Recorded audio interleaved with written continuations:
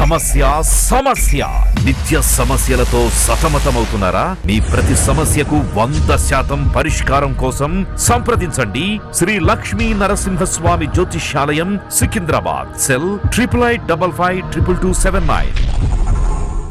అందమైన అమ్మాయిలు కనిపిస్తే ఐ లవ్ యూ చెప్పే అబ్బాయిలు ఉంటారు. అదేవిధంగా హ్యాండ్సమ్ గా కనిపించే అబ్బాయిని ఇష్టపడే అమ్మాయిలు ఉంటారు. కానీ ఆర్టిఫిషియల్ ఇంటెలిజెన్స్ ప్రపంచంలో తనదైన ముద్ర వేసుకుంటున్న చాట్ జీపీటీకి కూడా ఐ లవ్ యూ చెప్పేవారు ఉంటారా? అంతేకాకుండా దానితో శృంగారపరమైన సంభాషణలు జరిపేవారు ఉంటారా?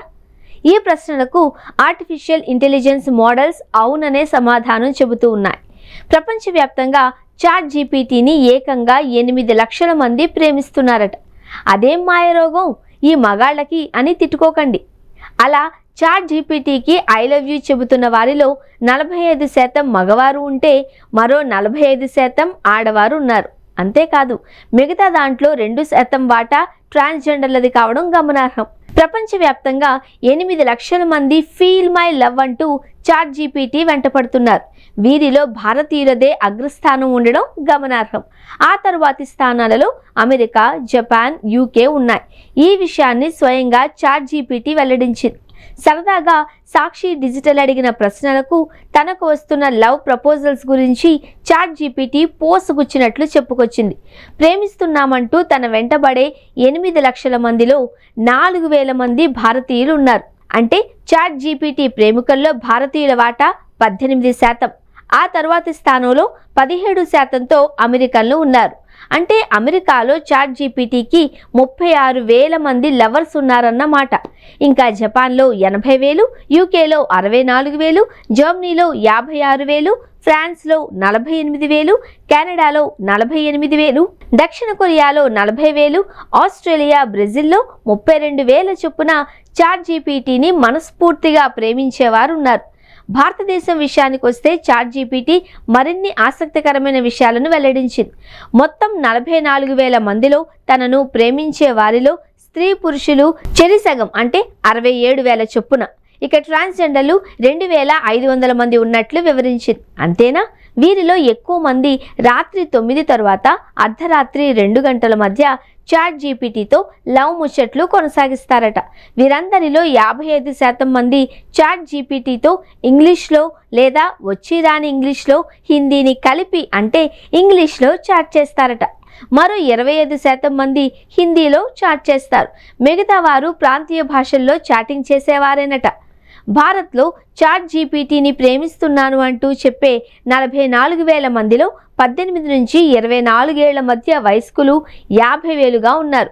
మరో 58,000 మంది 25 నుంచి 34 మధ్య ఏజ్ గ్రూపుల వారు కాగా 35 నుంచి 44 ఏళ్ల మధ్య వయస్కుల్లో 22,000 మంది, 45 ఏళ్లు ఆ పై వయసు వారు కూడా 14,000 మంది ఉన్నట్లు చాట్ జీపీటీ వివరిస్తోంది.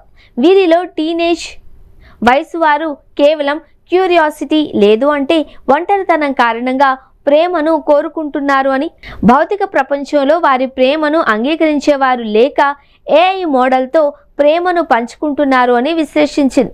మధ్య వయస్కుల్లో వివాహ జీవితంలో ఒత్తిళ్లు ప్రధాన కారణము అని వివరించింది. వీరిలో దాదాపుగా అన్ని వయసుల వారు ఐ లవ్ యూ చెప్పడం మొదలుపెట్టాక శృంగారపరమైన చర్చల్లో మునిగి తేలుతారు అని పేర్కొంది.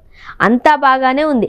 అయితే నిన్ను ప్రేమిస్తున్నాను అని చెబుతున్న వారిలో 100% లవ్ ఎందరిలో ఉంది అని చాట్ జీపీటీని సాక్షి డిజిటల్ అడగగా దేశాల వారీగా విశ్లేషణలు చెప్పింది. దానికి ఆయా దేశాలలో భావ ప్రకటన స్వేచ్ఛ తీరు కూడా కారణము అని పేర్కొంది. భారత్, అమెరికాలో భావ వ్యక్తీకరణ స్వేచ్ఛ ఎక్కువ అని, అందుకే నిజంగా ఇష్టమున్నా లేకున్నా ఐ లవ్ యూ చెప్పి పారేస్తారు అని చెప్పింది. జర్మనీ, జపాన్, కొరియాలో భావాలను తక్కువగా ప్రకటిస్తారు అని, ఈ దేశాల వారు లోతుగా ఆలోచించాకే ఐ లవ్ యూ చెబుతారు అని, వారిలో నిజమైన ప్రేమ ఎక్కువేనని అభిప్రాయపడింది. ఐరోపా దేశాలు, కెనడాలో పౌరులు ఆలోచించి మరీ నిర్ణయాలు తీసుకోరు అని, వారి ప్రేమలోనూ ప్యూరిటీ కొంచెం ఎక్కువగానే చెప్పాలి అని తెలిపింది. బ్రెజిల్, ఆస్ట్రేలియాలో ఓపెన్నెస్ ఎక్కువే అని, అయితే ప్యూర్ లవ్ చాలా తక్కువ అని విశ్లేషించింది. ఇదంతా సరే, నువ్వు చెబుతున్న లెక్కలు కరెక్టేనా అని ChatGPTని సాక్షి డిజిటల్ ప్రశ్నించగా పౌనపుణ్యాలను గణించి మరి తన లెక్క సరైందేనని ఈ ఆర్టిఫిషియల్ ఇంటెలిజెన్స్ వాదనలు వినిపించింది.